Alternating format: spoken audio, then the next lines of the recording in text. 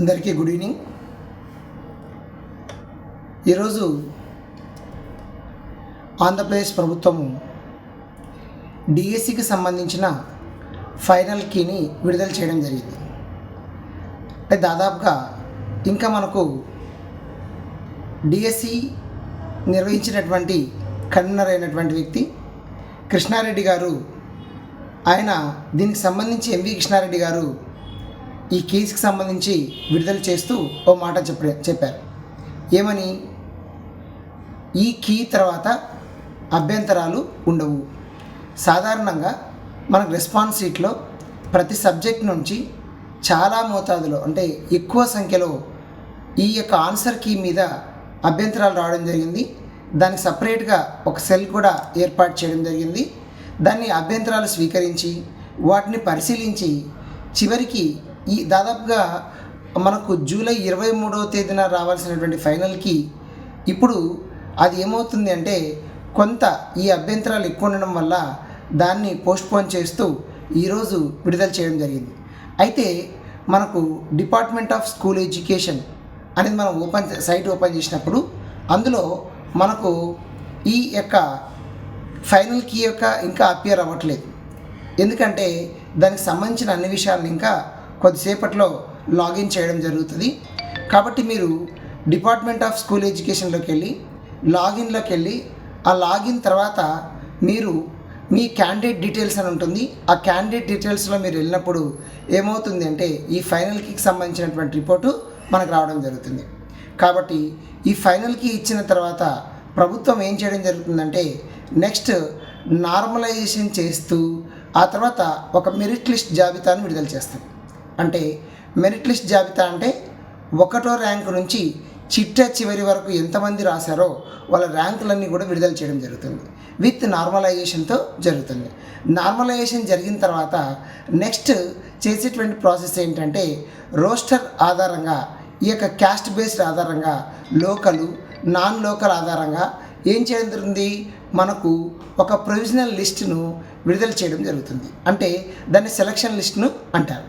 ఈ selection list వచ్చిన తర్వాత మనం ఏం చేస్తామంటే అక్కడ ఉన్నటువంటి సెలెక్ట్ అయినటువంటి క్యాండిడేట్స్ వాళ్ళు సర్టిఫికేట్ వెరిఫికేషన్కు వెళ్ళవలసి ఉంటుంది.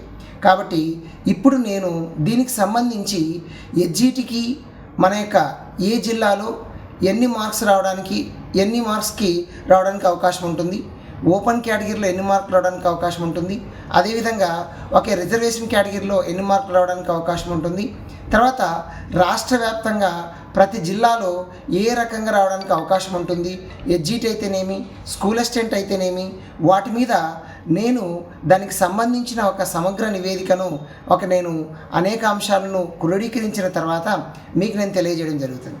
ఇప్పటి వరకు రెస్పాన్స్ షీట్ ఆధారంగానే చాలామంది ఇన్ని ర్యాంకులు వచ్చాయి, ఇన్ని మార్కులు వచ్చాయి, తర్వాత ఈ పొజిషన్కి రావడం జరుగుతుంది, ఇన్ని మార్కులకు జాబ్ వస్తుంది, ఇన్ని మార్కులకు జాబ్ రాదు, ఇట్లాంటిది చేయడం జరిగింది.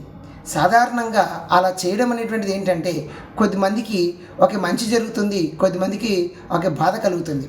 కాబట్టి ఇప్పుడు ఫైనల్కి వచ్చిన తర్వాత మార్క్స్ అనేటువంటివి మనకు తెలుస్తాయి కాబట్టి ఇప్పుడు దీంట్లో ఉన్నటువంటి అంశాలను ఆధారంగా చేసుకొని నార్మలైజేషన్ ఆధారంగానే మనం మార్క్స్ చెప్పగలగాలి. కానీ ఇలా మధ్యలో మనం చెప్పడం వల్ల చాలా వరకు ఈ యొక్క డిఎస్సి ఆస్పిరెంట్స్ అయితే వాళ్ళ యొక్క ఆలోచన సరళి చాలా డిఫరెంట్గా ఉంటుంది.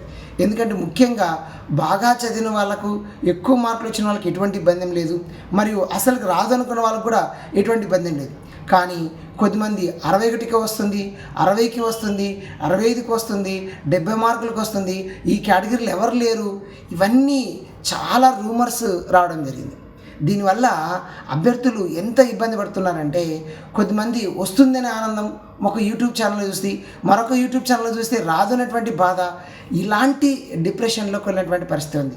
కాబట్టి ఎవరు కూడా మిత్రులారా మీరు తొందరపడి డెసిషన్ తీసుకోకండి. మనకు వస్తుందా రాదా అనేటువంటిది ఫైనల్కి తర్వాత, దీని తర్వాత నార్మలైజేషన్ సిచ్యువేషన్ తర్వాత అప్పుడు మనకు వాట్ అనేది తెలియచేయడం జరుగుతుంది. అయితే ఫైనల్కి తర్వాత అయితే మనం ఒక సిస్టమ్ స్కెల్టన్ ఏర్పాటు చేసుకోవడానికి అవకాశం ఉంటుంది. కాబట్టి దీని తర్వాత మనం దానికి సంబంధించినటువంటి అంశాలను నేను కులంకుశంగా ఒక రిపోర్ట్ ఇవ్వడం జరుగుతుంది. మీరు చూశారు, ఇప్పటివరకు రెస్పాన్స్ షీట్ ఆధారంగా నేను ఎప్పుడు కూడా ఒక వీడియో కూడా చేయడానికి ప్రయత్నించలేదు. కారణం ఏంటంటే అందులో సరైనటువంటి ఇన్ఫర్మేషన్ మనకు లేదు కాబట్టి మనం నెక్స్ట్ నార్మలైజేషన్ సిచ్యువేషన్ తర్వాత మెరిట్ లిస్ట్ ఆధారంగా వచ్చినటువంటి ఆధారంగా మనం అంక ఎంతవరకు వస్తుంది, ఎంతవరకు రాదు, ఎట్లా చేయాలి, ఏం కథ, ఎలా వెళ్ళాలి, ఎలా చేయడం జరుగుతుంది, ఏ సర్టిఫికేట్లు తీసుకొని వెళ్ళాలి, తర్వాత మీరు డిఎస్సి సెలక్షన్ ప్రాసెస్ అయిన తర్వాత కూడా డిఎస్సి యాజ్ ఏ టీచర్గా మీరు ఏం చేయాలి అనే దాని మీద కూడా మీకు నా వంతు సలహాలు సూచనలు ఇవ్వడానికి ప్రయత్నం చేయడం జరుగుతుంది. కాబట్టి మీరు ఈ ఫైనల్ కీ చూసుకున్న తర్వాత కూడా మీరు ఏం టెన్షన్ పడకండి. ఎందుకంటే కొంత నార్మలైజేషన్ కూడా ఉంది కాబట్టి అందులో కొంత మనకు ఫ్లెక్సిబిలిటీ ఉండడానికి పాసిబిలిటీ ఉంటుంది. కాబట్టి ఆల్ ద బెస్ట్, జాగ్రత్తగా చూసుకోండి. ఏది కూడా అనవసరమైనటువంటి డిస్టర్బెన్స్కి వెళ్ళకుండా చూసే ప్రయత్నము చేయండి మిత్రులారా. Thank you.